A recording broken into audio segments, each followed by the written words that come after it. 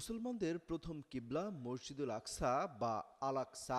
সেই চত্বরের ডোম of the রকের সামনে দাঁড়িয়ে পবিত্র আল আকসা মসজিদ অক্ষত রয়েছে বলে দাবি করে আলোচনায় এসেছেন বাংলাদেশি এক ইসলামিক বক্তা। মঙ্গলবার সকালে গাজী তামিম বিল্লাহ আল কাদ্রি নামের একটি ফেসবুক আইডি থেকে দুটি ভিডিও পোস্ট করা হয়। ভিডিওতে বলা হয়, মসজিদুল আল আকসা অক্ষত রয়েছে এবং মসজিদ এলাকায় কোনো যুদ্ধ চলছে না বলে দাবি করেন তিনি। জানা গেছে, মৌলানা গাজী তামিম বিল্লাহ আল কাশেমি নারায়ণগঞ্জের দেওভোগ সাকিম আলী জামে মসজিদের খতিব ও ইসলামিক বক্তা।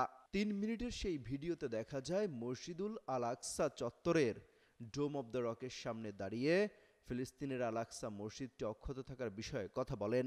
ভিডিওতে তিনি বলেন, দীর্ঘ প্রতীক্ষার পর বাইতুল মুকাদ্দাস আকসায় উপস্থিত হয়ে ফজরের নামাজ আদায় করেছেন। তিনি আরো বলেন, এই আকসা মসজিদ এমন একটি আকসা যেটা মানব রচিত কোনো সৃষ্টি নয়, যেটা বহু হাজার হাজার বছর আগে সুলাইমান আলাইহিসসালামের মাধ্যমে ওনার হুকুমে জিনেরা সাগরের তলদেশ থেকে পাথর সংগ্রহ করে এই মসজিদুল আকসা তৈরি করেছেন। তাছাড়া এটা মুসলমানদের প্রথম কিবলা ছিল।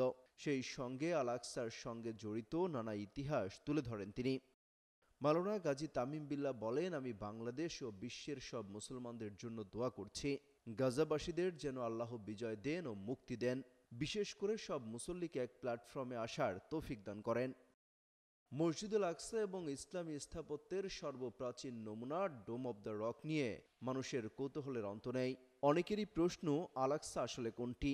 এর উত্তর হলো, আসলে অনেকগুলো স্থাপনা নিয়ে পুরো জায়গাটার নামই আল আকসা চত্বর, আর ডোম অব দ্য রকের অবস্থান আল আকসার অভ্যন্তরে।